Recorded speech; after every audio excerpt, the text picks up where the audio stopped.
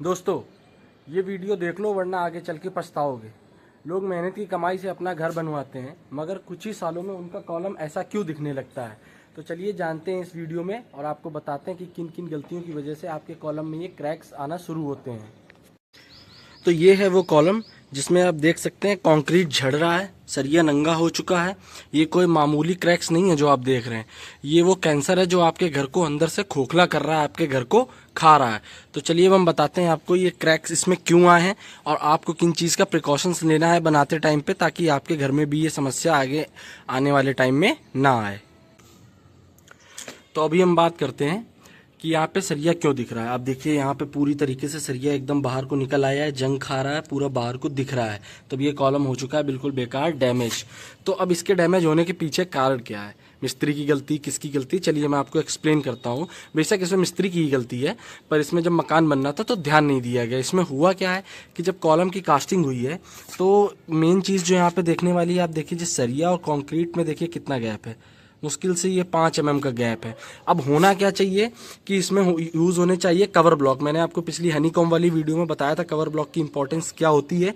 इसमें cover block अगर लगा होता तो मसाला फिर सरिया से थोड़ा दूर पे रहता, मतलब करीब 40 mm की दूरी रहनी चाहिए सरिया और मसाले में।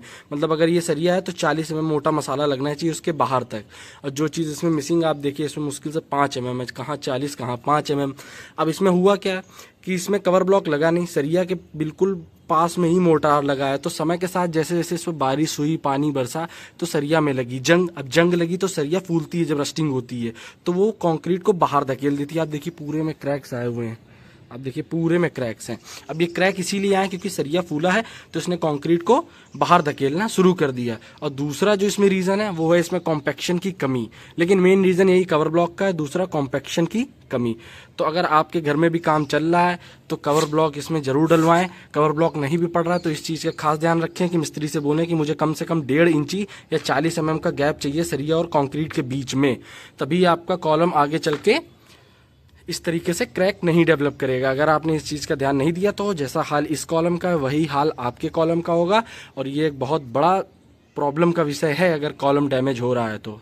ये तो मैंने आपको दिखाया इस साइड पे एक कॉलम, तो मैंने यहाँ पे और थोड़ा देखा तो मुझे पता चल रहा है कि यहाँ पे 1-2 कॉलम्स और हैं जिनमें यही सेम प्रॉब्लम है, लेकिन वो पूरी तरीके से अभी निखर के इसमें दिख नहीं रहा है। लेकिन प्रॉब्लम आप देखिए यहाँ पे भी देखिए पूरा क्रैक डेवलप हुआ है ऊपर से नीचे तक। अब इसका रीज़न क्या है, जो मैंने आपको 2 रीज़न बताए, कवर ब्लॉक और कॉम्पैक्शन, वो तो है ही। दूसरा क्या होता है ना, कॉम्पैक्शन आप एक डंडे से करवा सकते हैं, दूसरा वाइब्रेटर से करवा सकते हैं। अब इसमें क्या होता है ना कि आप देखिए हनी कॉम्बिंग टाइप के आपको इसे नज़र आ रही है। अगर इसमें अच्छे से वाइब्रेटर चला होता, कॉम्पैक्शन अच्छे से हुआ होता तो शायद ये प्रॉब्लम ना आती। एक कवर ब्लॉक, दूसरा वाइब्रेटर, इसमें कोई खर्चा नहीं होता, बिल्कुल मिनिमम खर्चे पे काम होता है। लेकिन वही चीज़ है कि इस चीज़ की इंसान को समझ नहीं होती जो घर बनवा रहा होता। भाई घर तो इंसान वही है ना कि 1-2 बार ही बनवाता है तो उसको इतना पता नहीं रहता है। तो इन सारी चीज़ों को आपको ध्यान देना है कि कॉलम जब भी बनना हो तो कवर ब्लॉक और कॉम्पैक्शन का ध्यान रखना है। और दूसरा लेवल जरूर लें, साउल जिसको बोलते हैं प्लम बॉब से, कि देख लें कॉलम तिरछा या उल्टा सीधा तो नहीं है, बिल्कुल स्ट्रेट रहना चाहिए। अब जिसका नुकसान हो गया वो क्या करे, नुकसान होना था वो तो हो गया। तो जिसका नुकसान होना था वो इसमें कर ये सकता है कि इसमें इसको ऐसे ही पैक नहीं करना है इस कॉलम को, कि मतलब सिर्फ हमको कंक्रीट से इसको फिल करके पैक नहीं करना है। इसमें हमको करना ये है कि अब इसमें हमको लगाना है प्राइमर। आप जानते हैं जिंक ऑक्साइड एक करके प्राइमर आता है जो लोहे में किया जाता है ताकि जंग ना लगे। तो सबसे पहले सरिया को साफ करना है वायर ब्रश से या रेकमाल जिसको बोलते हैं, सैंड पेपर से अच्छे से। उसके बाद इसमें करना है प्राइमर। प्राइमर करने के बाद इसमें अच्छे से सीमेंट लगाना है, तभी जाके ये कॉलम आपका आगे चल के ठीक हो पाएगा। अगर आपने इस पर ऐसे ही सीमेंट चुपड़ दिया तो उसका कोई मतलब नहीं है, कोई रिपेयरिंग नहीं है। सरिया तो अंदर फूलेगा ही, जैसे फिर वो फूलेगा फिर से आपका कंक्रीट बाहर निकल आएगा।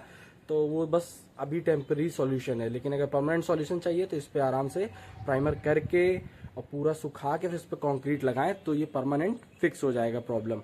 और जब भी आप नया घर बनवा रहे हैं तो कवर ब्लॉक और वाइब्रेटर का खास ध्यान रखें। इन चीज़ों का यूज़ तो करवाना ही करवाना है, क्योंकि थोड़ी सी गलती पूरे घर को बर्बाद कर देती है।